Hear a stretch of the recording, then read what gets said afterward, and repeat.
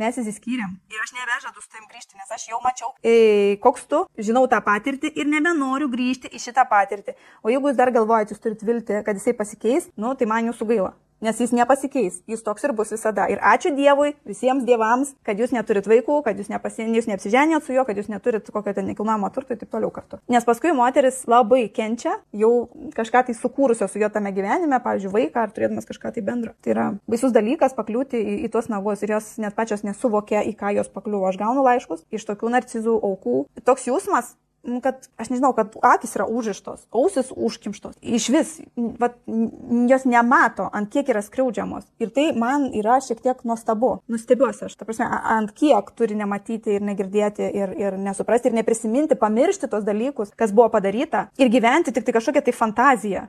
Tai tos aukos jos gyvena absoliučiai fantaziją. Jos nemato, kas vyksta iš tikrųjų. Ir tada jas galima skaldyti iš visų pusių.